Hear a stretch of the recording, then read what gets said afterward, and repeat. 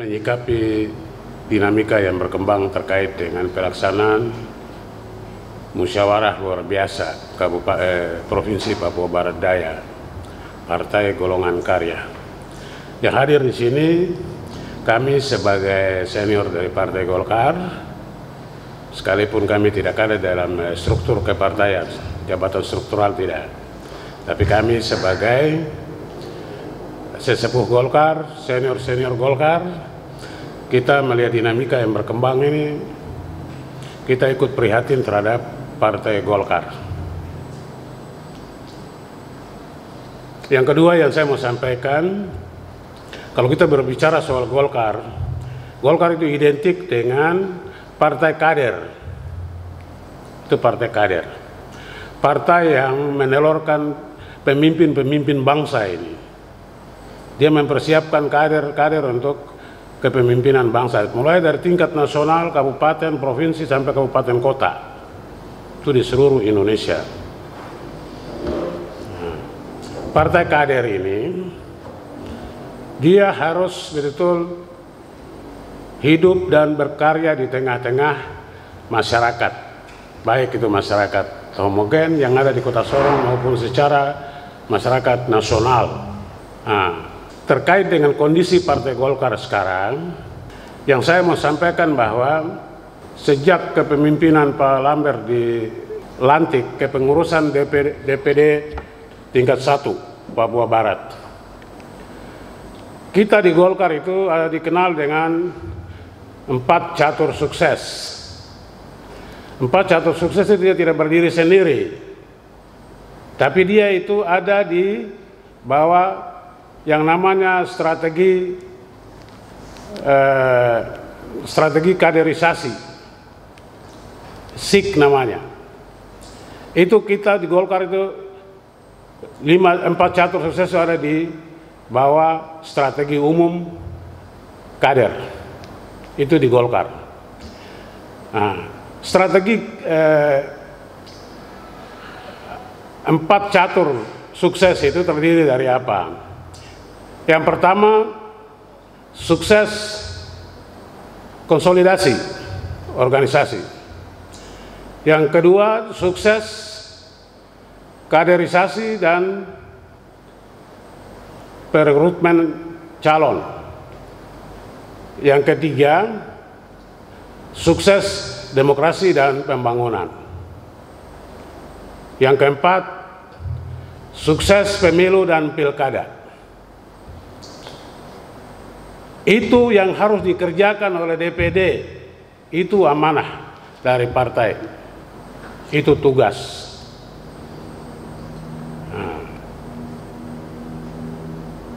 Konsolidasi selama kepemimpinan di Provinsi Papua Barat Daya ini, Papua Barat ini, konsolidasi tidak pernah jalan.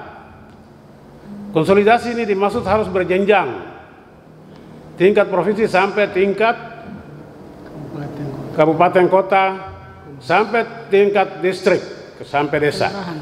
Kalau mau kita bagi lagi, berarti tingkat kelembagaan, secara kelembagaan. Mulai dari tingkat pusat sampai tingkat desa, itu secara kelembagaan. Sistem kaderisasi kita di Golkar ini, selama periodisasi yang berjalan ini tidak berjalan dengan baik. Karena 5 catur ini tidak berjalan, 4 catur tadi yang saya sebutkan itu tidak berjalan. Kapan kita melakukan rapat kerja organisasi? Kapan ada kaderisasi? Kapan ada database tentang kader dan anggota Partai Golkar? Ini semua tidak ada.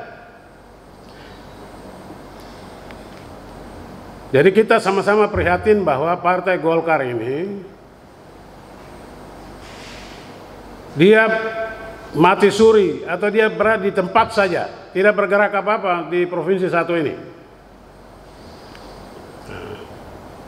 Kemudian yang berikut saya mau sampaikan bahwa kita bisa bercermin kembali kepada hasil kerja kita, hasil kerja politik 2019.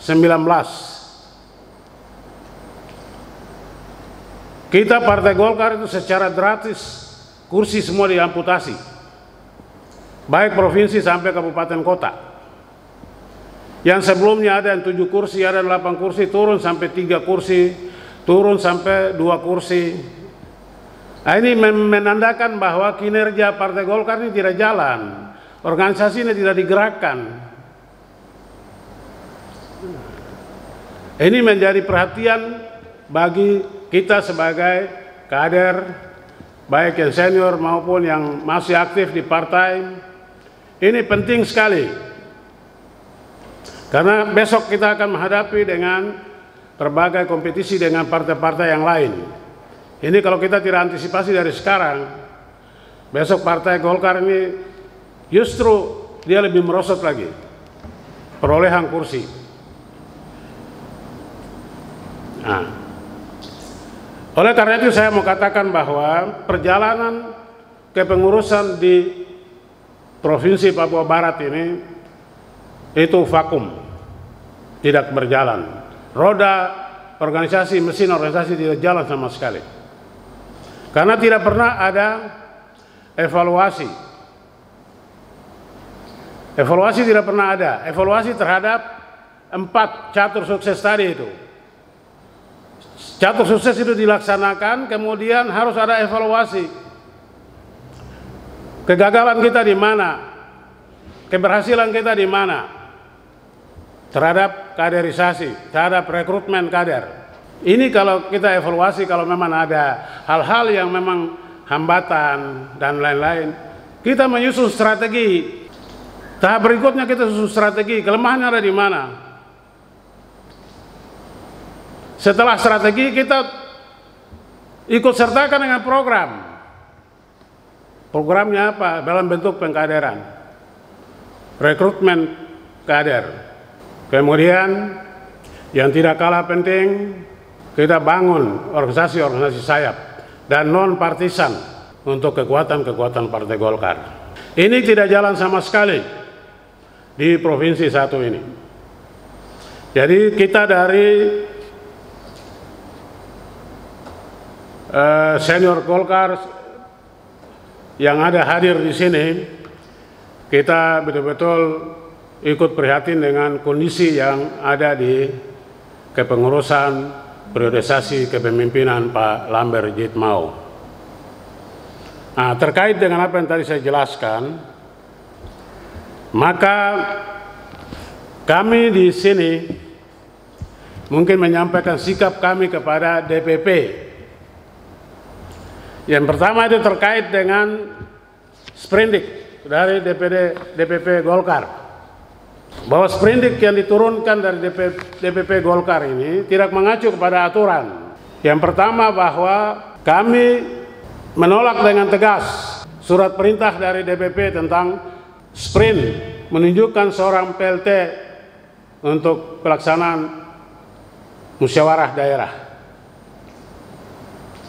Kalau ini tetap dilaksanakan, kita akan boikot untuk pelaksanaan musda di seluruh Papua Barat Daya. Nah, itu kita sampaikan kepada DPP. Yang kedua, terkait dengan surat perintah ini tidak didasari dengan aturan. Kita di Partai Golkar ini ada PO, ada joklat, ada modul-modul yang disiapkan. Kenapa kita tidak bisa tinjau kembali dengan aturan-aturan ini? Sehingga kebijakan yang turun ke daerah itu betul-betul dilaksanakan. Jangan kebijakan dari pusat itu hanya karena kebijakan, karena kepentingan politik. Tapi tidak boleh membunuh karakteristik kader di daerah, itu tidak dibenarkan sama sekali. Ini menjadi catatan bagi DPP. DPP juga harus jelas, harus jeli lihat kondisi dinamika yang berkembang di kabupaten, kota, dan provinsi Papua Barat ini. Itu penegasan kami dari pengurus, bukan pengurus tapi senior-senior Partai Golkar yang ada di kabupaten, kota, se-provinsi Papua Barat. Kemudian yang tidak kalah penting yang kami tegaskan kepada DPP, Siapapun yang besok mau calon jadi gubernur, jadi wali kota, jadi bupati, silahkan saja. Tapi DPP juga harus bijaksana. Memberikan rekomendasi itu harus ada fakta integritas. Harus tanda tangan fakta integritas dengan tegas. Pemimpin yang harus punya integritas. Pemimpin yang jujur. Pemimpin yang tidak boleh ada indikasi KKN. Itu tidak boleh. DPP harus tegas. DPP yang bikin aturan, bikin produk-produk yang kita baca, kita tahu ini, juklak dan lain-lain, itu masa dilanggar, itu kan tidak boleh itu. Baru dengan produk itu kita mulai injak harkat dan martabat partai ini di daerah. Apalagi kita pengurus-pengurus yang ada di daerah. Nah, itu menjadi harapan kita dari senior-senior Partai Golkar di provinsi ini. Saya menggarisbawahi bahwa saya dan teman-teman yang mewakili seluruh sesepuh dan senior-senior Partai Golkar yang ada di provinsi ini menyatakan sikap kami lewat beberapa poin yang saya sudah sampaikan melalui DPP. Dan kami harap DPP mengambil kebijakan yang betul-betul adil dan bijaksana untuk kita menjaga perjalanan Partai Golkar ke depan. Kalau kita mau Partai Golkar ke depan, dia harus eksis dengan partai-partai yang lain. Andai kata kalau ini kita tidak lakukan secara baik, maka Golkar ke depan kita tidak berharap banyak untuk menjadi pemimpin daerah atau memperbanyak kuota kursi di DPR. Saya pikir itu beberapa hal yang kami menyatakan dengan rasa hormat kami kepada DPP, tidak mengurangi sprindik dari DPP, tapi ini menjadi keluhan, ini menjadi keprihatinan kami di daerah melihat dinamika perkembangan Partai Golkar ke depan. Terima kasih. Kader Golkar yang ada di seluruh provinsi Papua dan Papua Barat dan Papua Daya. Saya nama Petrus Nau. Saya bicara atas dua hal penting. Dua hal yang berdasarkan ada dua. Pertama, saya sebagai kader Golkar dan saya adalah ketua Soksi Kota Sorong. Ketua Soksi itu saya partai Soksi yang mendirikan Partai Golkar. Saya sangat serius mengikuti setiap perkembangan politik yang ada di Kota Sorong yang dilakukan oleh Ketua DPD Golkar. Yang tadinya sebagai Ketua DPD Golkar Kota Sorong, kemudian juga Ketua DPD Golkar Provinsi Papua Barat, dan juga sebagai mantan Wali Kota Sorong 2 periode.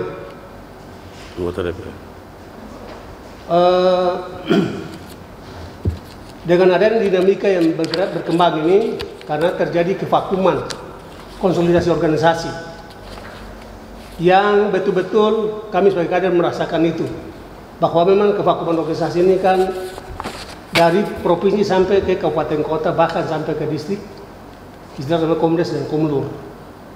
Ya, organisasi ini bukan organisasi sebagai direktur perusahaan atau jadi apa, tapi ini organisasi politik yang mempunyai roh dan jiwa.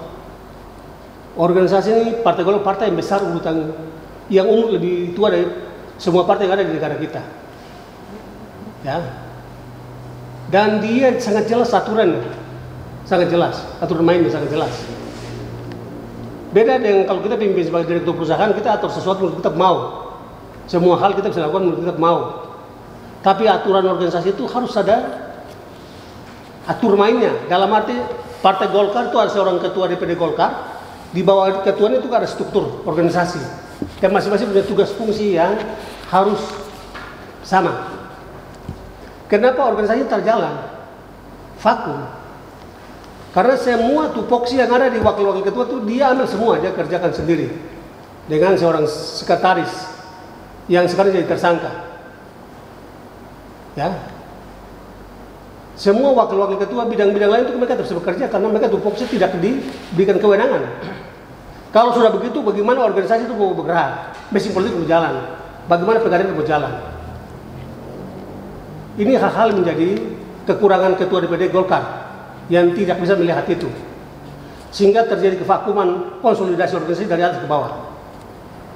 Ya, untuk itu saya mempertegaskan bahwa Golkar kalau mau menang di Papua Barat Daya ataupun Papua Barat, ketua DPD bisa diganti.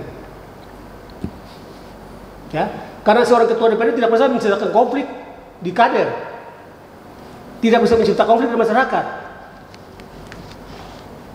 Ya, bagaimana partainya besar? Ini partainya semua orang di Indonesia tahu partai Golkar.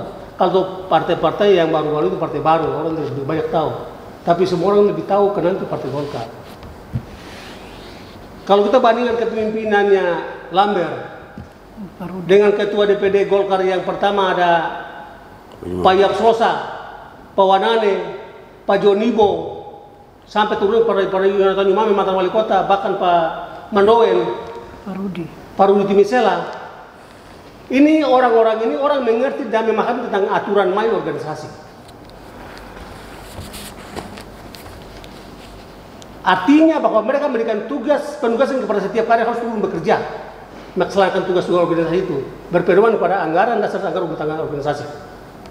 Tapi yang dilakukan oleh saudara Lambert ini, kan dia bukan orang politik, dia ini kalau birokrasi.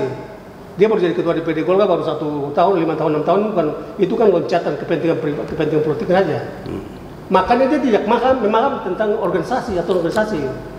Aturan organisasi harus bagi tupoksi, berikan tugas, tanggung jawab mereka kerja. Kita tinggal terima laporan. Oh, hasil dari sini begini, betul. Tapi ini kan tidak, dia ambil semua. Ini motivasi apa ini lakukan begitu? Apakah ini mau besarkan partai atau tidak? Maka sebenarnya ini kan dia pimpin perusahaan, bukan dia pimpin organisasi partai atau ini beda. Kita lihat contoh aja, dia jadi wali kota 10 tahun. Ini kan tidak berhasil bangun kota Sorong. Dia tinggalkan kelaparan menimpa ASN di kota Sorong. Dia tinggalkan hutan di pejabat sementara untuk bangun. Datang mengganti hutan tidak bisa bangun kota Sorong dalam waktu 1 tahun ke depan. Ini berarti orang tidak berhasil. Makanya DPP juga tidak bisa tutup mata melihat hal ini.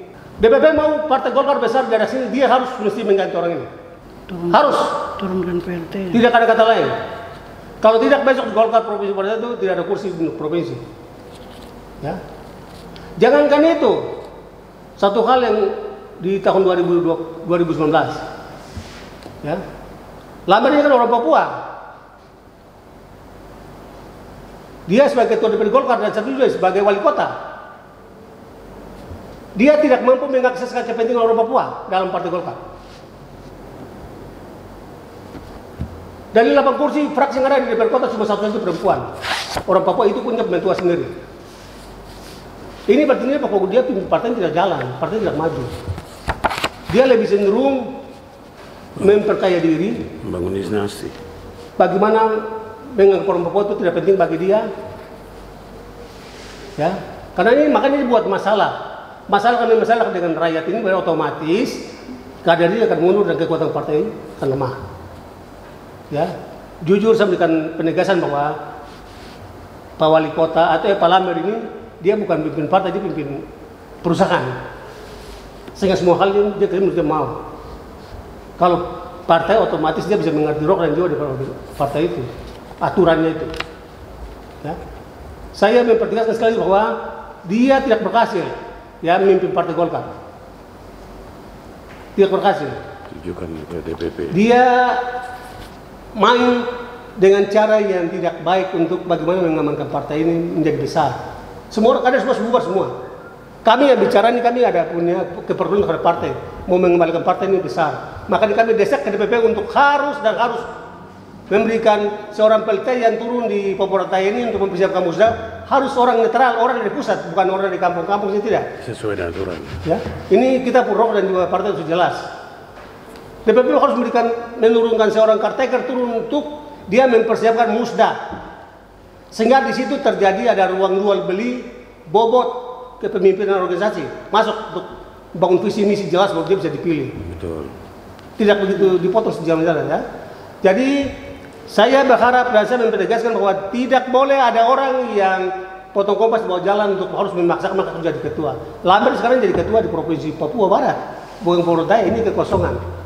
Kekosongan ini kami harus minta ke DPP memberikan Kartegar turun untuk dia mempersiapkan musda. Kalau Lambert siap maju lagi kembali terpapar merebut ketua DPP, nanti kader-kader lain macam ada Pak Gebi Asem, ada Pak Jong Keburu, macam ada saya atau Pak Fatih, Ibu Uti. Kami siap maju, ketua DPR Maibrat siap maju rebut. Kami punya hak yang sama dengan Lambert. Dia tidak boleh gerogoti semua hal.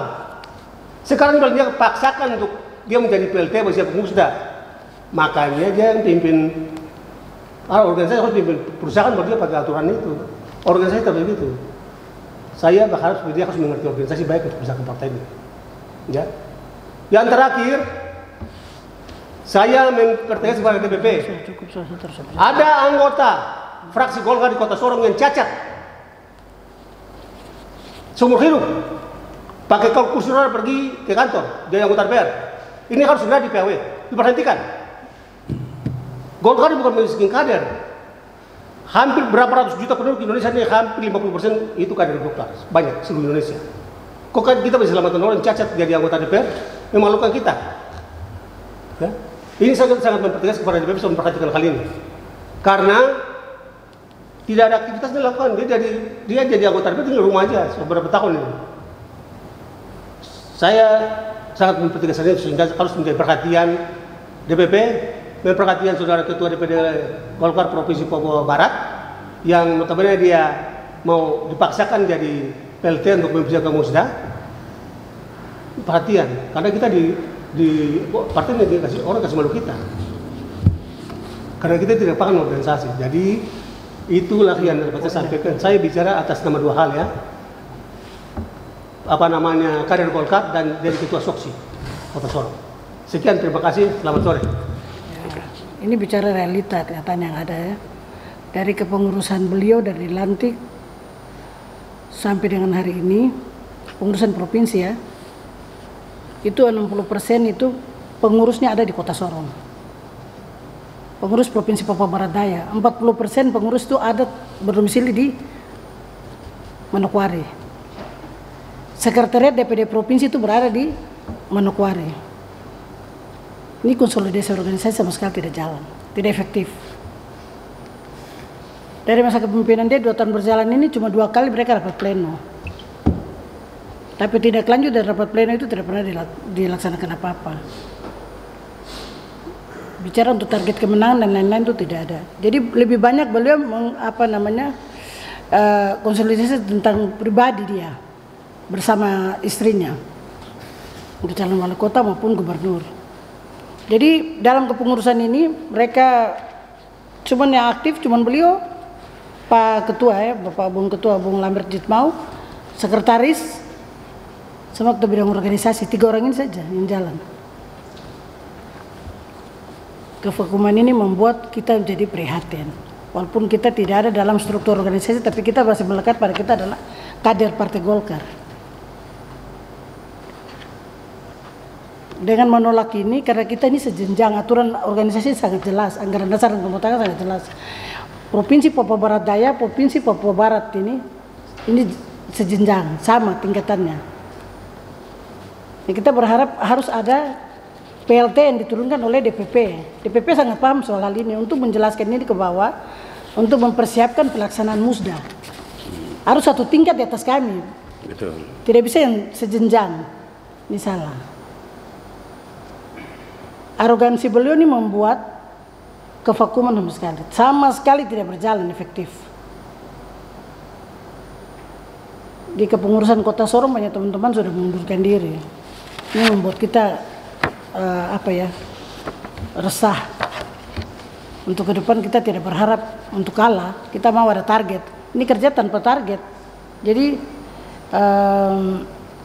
harapan kita untuk DPP dengan berita ini, DPP harus menyikapi baik untuk lebih cepat ambil langkah menunjuk PLT dari DPP pusat untuk turun mempersiapkan pelaksanaan musda nanti. Semua kader di kota ini banyak, kader-kader potensi banyak. Ada Pak Kamuru, ada Pak Gabriel Asem, ada Pak Bernard Sagrim, ada Pak Rugenis Nau, ada Pak Petrus, ada Pak John, ini semua ada. Nah, kita demokrasi main bertarung yang sehat lah. Jadi hal-hal yang pernah terjadi ya waktu lalu itu jangan ada lagi. Kita berharap itu. Ini sekarang apa ya, kepincangan ini yang membuat, lihat ini sekarang semua partai-partai politik yang ada yang baru masuk, saya baru lolos pendaftaran ini sudah pada verifikasi. Golkar sama sekali tidak ada. Ini membuat keresahan. Itu sama sekali tidak dipikirkan oleh beliau. Dan kami berharap DPP harus melihat ini secara baik. Senior, sesepuh maupun partisan Partai Golkar maupun pengurus, baik yang struktur maupun yang non struktural. Saya menyampaikan sikap dari para kader sesepuh kita. Ini ada 6 poin yang saya perlu baca. Press release kader Partai Golkar Provinsi Papua Barat Daya dalam rangka musyawarah daerah 1 DPD Partai Golkar Papua Barat Daya. 1. Menolak penunjukan Bung Lambert Jitmau sebagai ex officio ketua atau PLT ketua Partai Golkar Papua Barat Daya dari unsur wakil ketua DPP Partai Golkar untuk mempersiapkan, merencanakan, melaksanakan Musda 1 Partai Golkar Papua Barat Daya, Juklak nomor 2 DPP Golkar garing 6/2020 bab 16 pasal 75 ayat 1 dan ayat 2.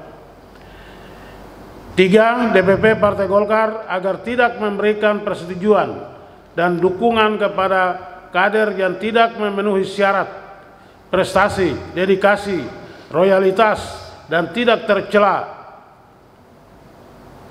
untuk menjadi PLT Ketua Partai Golkar Provinsi Papua Barat Daya. 4. Menolak Bung Lambert Jitmau sebagai salah satu calon Ketua Partai Golkar Papua Barat Daya karena konflik interest yang tajam dari yang bersangkutan, gagal memimpin Partai Golkar Papua Barat, kinerja kepemimpinannya buruk, dan tidak mampu mempersatukan seluruh potensi kader dan sumber daya Partai Golkar. 5. Meminta untuk Musda 1 Partai Golkar Papua Barat Daya dilaksanakan di Kota Sorong, Ibu Kota Provinsi Papua Barat Daya. 6. Kami siap memenangkan Ketua Umum DPP Partai Golkar, Bung Insinyur Airlangga Hartarto, sebagai Presiden RI pada Pilpres 2024, memenangkan Partai Golkar pada pemilu legislatif dan Pilkada 2024 di Provinsi Papua Barat Daya. Sorong 10 Februari 2023. Kader senior Partai Golkar John Fati, Ruth Helen Pandori, Petrus Nau, Soleman Dimara, Badarudin Mayabili, Yosef Basna. Demikian.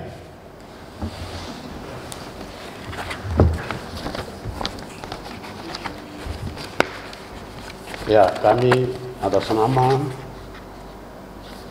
senior Partai Golkar, sesepuh partisan Partai Golkar, menyerahkan sikap dan statement kami kepada DPP Partai Golkar di pusat, dan sekaligus kami menyerahkan kepada media untuk dipublikasikan.